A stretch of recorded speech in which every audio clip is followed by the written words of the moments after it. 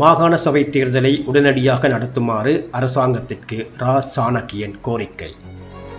நாட்டில் நீண்ட காலமாக நடத்தப்படாமல் இருக்கும் மாகாண சபை தேர்தலை இனியும் தாமதிக்காமல் உடனடியாக நடத்துவதற்கு அரசாங்கம் நடவடிக்கை எடுக்க வேண்டும் என நாடாளுமன்ற உறுப்பினர் ரா சாணக்கியன் வலியுறுத்தியுள்ளார்.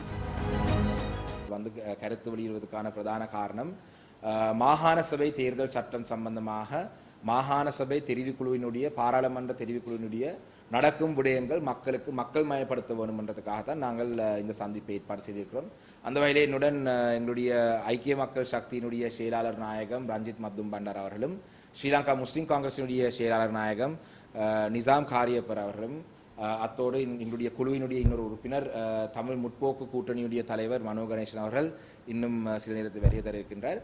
அந்த வகையிலே இந்த சந்திப்பை, இந்த ஊடக சந்திப்பை ஏற்பாடு செய்ததுடைய நோக்கம் அரசாங்கம் மாகாண சபை தேர்தலை இழுத்தடிப்பு செய்வதற்கான எடுக்கும் சில யுத்திகளை பற்றி மக்களுக்கு தெளிவுபடுத்துவதற்காகத்தான். கொழும்பில் உள்ள எதிர்க்கட்சித் தலைவர் அலுவலகத்தில் இன்று நடைபெற்ற ஊடகவியலாளர் சந்திப்பில் கலந்து கொண்டு கருத்து தெரிவித்த அவர், ஜனநாயக ரீதியாக மக்கள் தங்கள் பிரதிநிதிகளை தெரிவு செய்யும் உரிமையை அரசாங்கம் தொடர்ச்சியாக மறுத்து வருவதாக குற்றம் சாட்டினார்.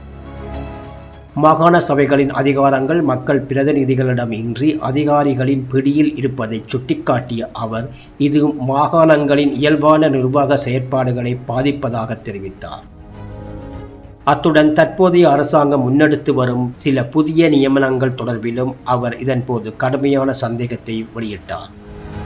குறிப்பாக மாவட்ட ரீதியாக சுகாதார ஒருங்கிணைப்பு அதிகாரிகளாக ஆளும் கட்சி நாடாளுமன்ற உறுப்பினர்களை அரசாங்கம் நியமித்து வருவது எவ்வகையான அரசியல் நோக்கம் கொண்டது என கேள்வி எழுப்பியுள்ளார்.